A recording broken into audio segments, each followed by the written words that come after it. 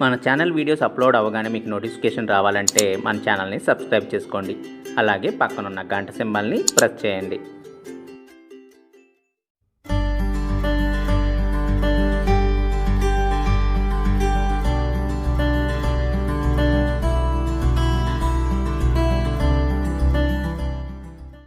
Hi అండి, ఎలా ఉన్నారు? అందరూ బాగున్నారా?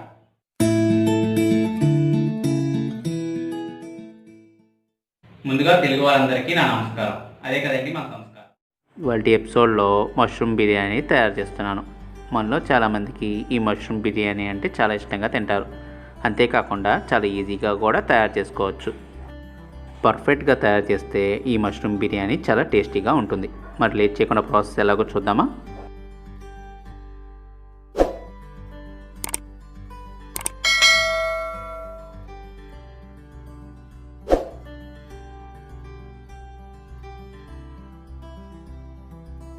ఒక బౌల్లో 250 గ్రాముల మష్రూమ్లను తీసుకోవాలి.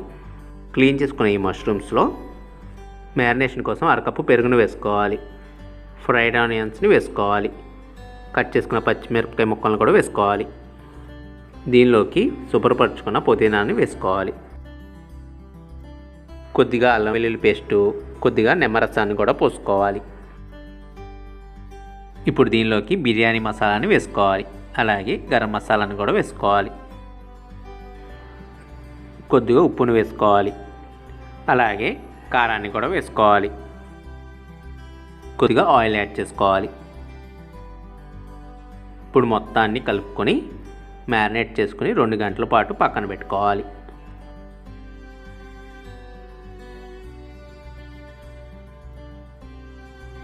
అలాగే 1 కప్పు బాస్మతి రైస్ తీసుకుని నీళ్లు పోసుకుని గంట పాటు నానబెట్టుకోవాలి. ముందుగా ఒక బాణీ తీసుకుని వాటర్ యాడ్ చేసుకుని దీనిలోకి బిర్యానీ ఆకు, చెక్క, లవంగాలు, యాలకులు, అలాగే షాజీరాని కూడా వేసుకోవాలి.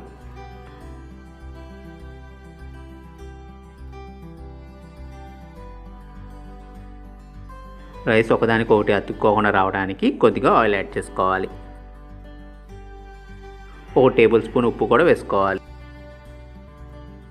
బాగా కలుపుకొని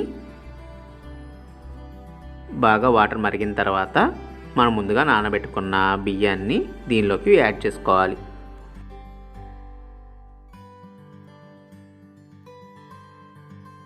ఒకసారి అంతా కలుపుకోవాలి.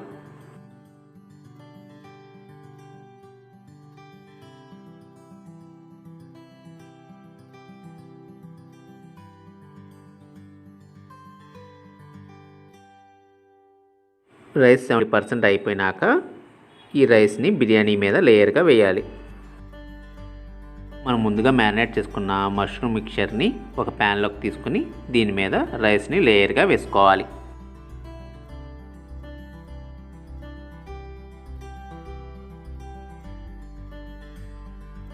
మళ్ళీ 2 నిమిషాల తర్వాత రైస్ 80% కుక్ అయినాక రెండో లేయర్గా రైస్ని వేసుకోవాలి. రైస్ వేసుకున్న తర్వాత కొద్దిగా పుదీనా, కొద్దిగా కొత్తిమీరని పైన చల్లుకోవాలి. దీనిలోకి ఇప్పుడు కొద్దిగా ఎల్లో ఫుడ్ కలర్ని యాడ్ చేసుకోవాలి. ఇష్టం లేని వారు పూర్తిగా ఇది అవాయిడ్ చేయొచ్చు. అలాగే దీని ప్లేస్లో సాఫ్రాన్ వాటర్ అయినా యాడ్ చేసుకోవచ్చు. కొద్దిగా ఫ్రైడ్ ఆనియన్స్ని కూడా వేసుకోవాలి. మూత పెట్టుకుని 20 నిమిషాల పాటు సన్నటి సెగ మీద కుక్ చేసుకోవాలి. 20 నిమిషాల తర్వాత స్టవ్ ఆఫ్ చేసుకోవాలి. మనకి బిర్యానీ రెడీ అయినట్లే. చూసారు కదండి ఈ మష్రూమ్ బిర్యానీ ఎంత ఈజీగా తయారు చేసుకోవచ్చో. ఈ మష్రూమ్ బిర్యానీతో పాటు పెరుగు చట్నీ సర్వ్ చేస్తే చాలా సూపర్గా ఉంటుంది. మీరు కూడా ట్రై చేసి మీ వాల్యుబుల్ ఫీడ్బ్యాక్స్ని నా కామెంట్స్ రూపంలో తెలపండి.